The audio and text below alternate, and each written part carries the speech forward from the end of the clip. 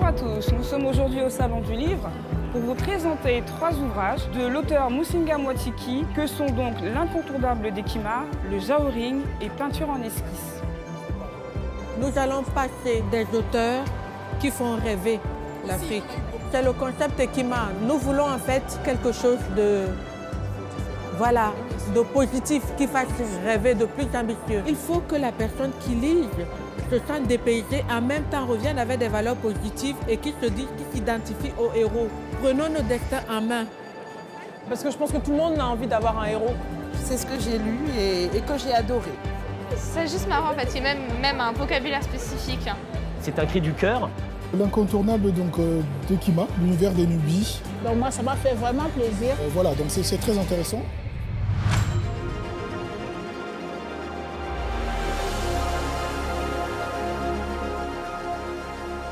Et le fait pour Ekima Media d'être présent ici, c'est déjà un acte fort parce que c'est un stand assez attrayant et personnellement, j'en ressens en fait des vibrations suffisamment positives. Et il y a une charge spirituelle qui est très forte ici et des ondes très positives. Et la démarche telle qu'elle est expliquée et décrite, c'est de faire les choses ensemble et autrement. Il ne faut plus rester dans une vision minimaliste des choses, des rêves petits, mais qu'il faut voir grand, il faut rêver l'Afrique autrement. Et on ne peut pas le faire sans se mettre ensemble. L'initiative, je trouve qu'elle est formidable parce que effectivement, j'ai fait le tour du salon. Donc moi, ça m'a fait vraiment plaisir de voir que Ekima Media a un stand particulier, je vais dire.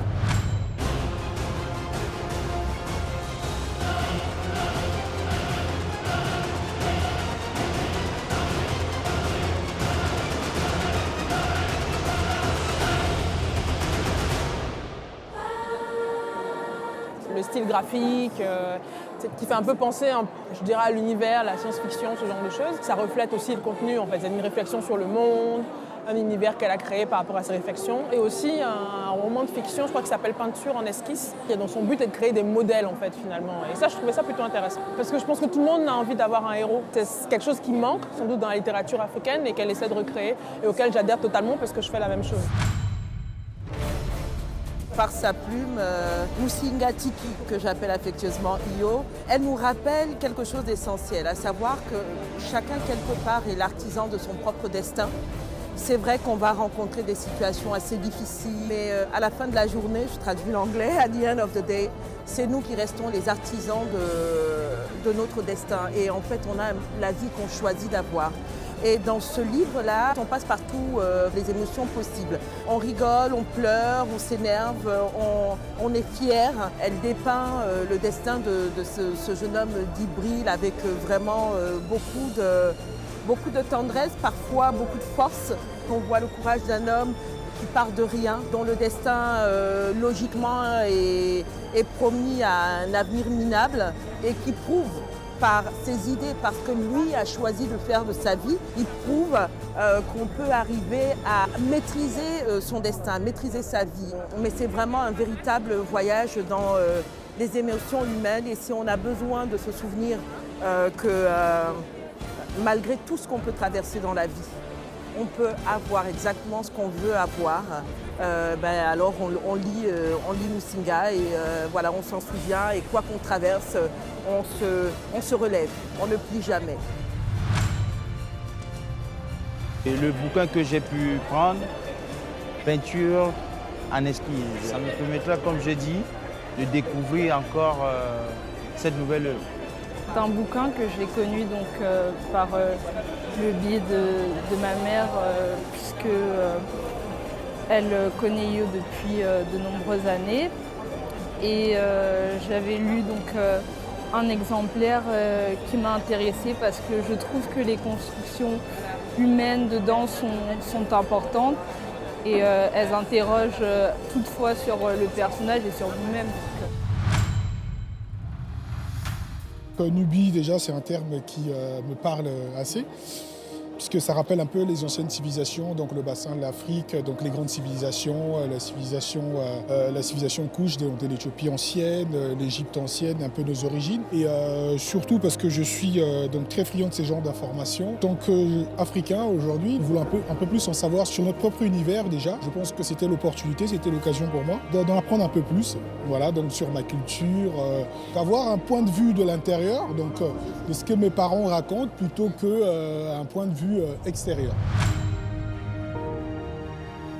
La question est de savoir pourquoi un éditeur spécialisé dans le sport va être attiré par la littérature, je dirais, africaine, par un graphisme africain, tout simplement parce que je suis africain. Déjà, avant toute chose, je suis amoureux de l'art africain, je suis amoureux de la littérature en général, et notre amie, Madame Masunga, propose, je dirais, tous les thèmes qui nous sont chers, tout simplement.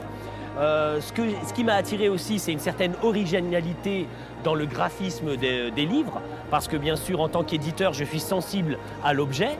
Et aujourd'hui, quand je vois des graphismes comme ça, qui sont modernes, mais qui en même temps rappellent l'art qui nous est cher, je ne peux être qu'attiré. Sans compter les thèmes qui sont aussi quand même très universels. J'ai choisi ce livre, L'incontournable d'Ekima, parce qu'on est sur, je dirais, un thème qui rassemble. Et pour nous, il est très important en tant qu'amoureux, je dirais, des peuples et amoureux du sport, d'avoir des thèmes qui rassemblent. Et là, aujourd'hui, chercher des points communs entre des religions différentes, entre des origines différentes et des cultures différentes, c'est quelque chose qui ne peut qu'être fort au niveau de mon cœur, tout simplement. Dès que j'ai vu la couverture, et j'ai commencé à feuilleter, et je me suis laissé embarquer dans l'histoire, parce que moi-même déjà, je m'intéresse un tout petit peu à tout ce qui est un peu histoire du monde au-delà du visible. Donc c'était très bien structuré. Je ne l'ai pas terminé, mais j'ai fait au moins les 2 tiers. Hein. Je veux dire, j'étais fatigué, mais voilà. Donc, du coup, je me suis dit, pourquoi ne pas moi-même rencontrer cette personne-là. Et c'était un plaisir quand je suis arrivé. Mais déjà, dans le bouquin que j'ai lu, qui est celui-là, hein, voilà, c'est celui-là que j'ai d'abord pris, hein, voilà. Là-dedans, elle parlait déjà de celui-ci, mais également de celui-là, et surtout celui-là. Donc là, je suis passé, j'ai pris les 2, donc j'ai pris celui-là, et j'ai avancé celui-là parce que je sens que l'histoire sera encore plus belle.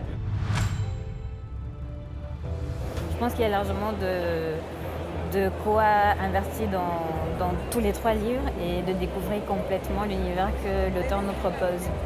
Donc sur les 3 livres, on a choisi les 2 qui nous semblaient être la porte d'entrée à l'univers qu'elle propose. Donc on a choisi Peinture en esquisse, qui nous a été présenté comme un alliage entre le roman et l'univers un peu plus spirituel, entre guillemets, on va dire. Et ensuite on a choisi L'incontournable d'Ekima, qui a été présenté comme le contexte dans lequel Peinture en esquisse a été écrit.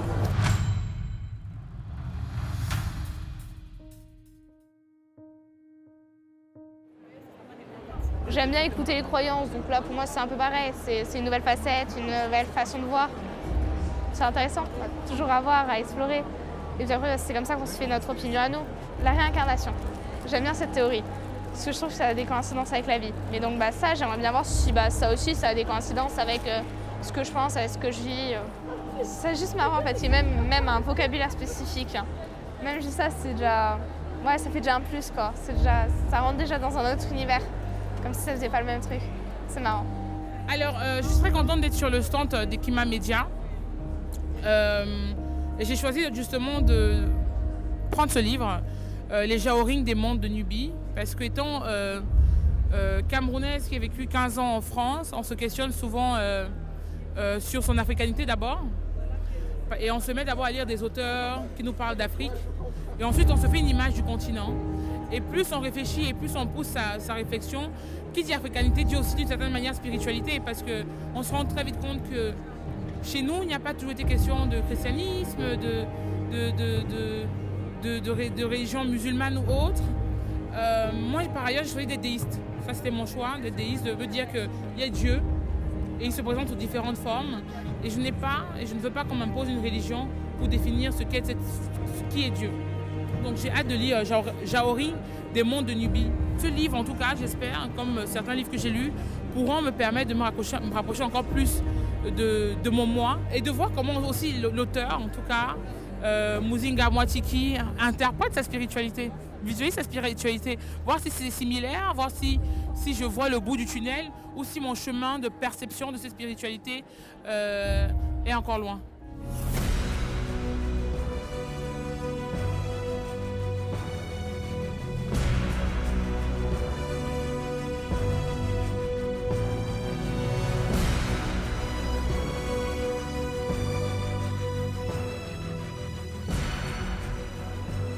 Elle a pour intention de retranscrire vraiment, on va dire, la pensée, la culture africaine.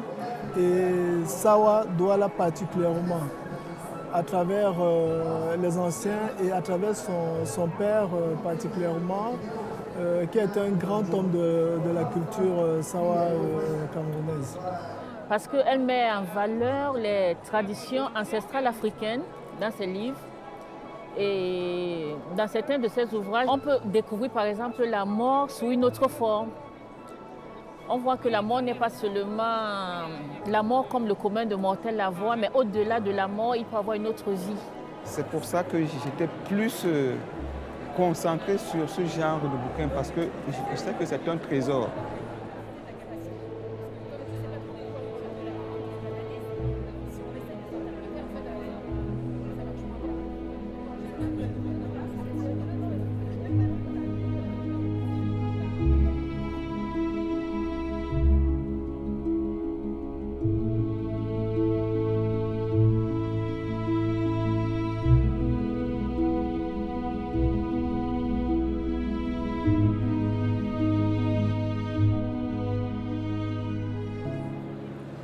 Je m'appelle Noélia, j'ai 8 ans et je suis venue au Salon du Livre pour voir les livres de Muzinga et je suis très fière d'elle.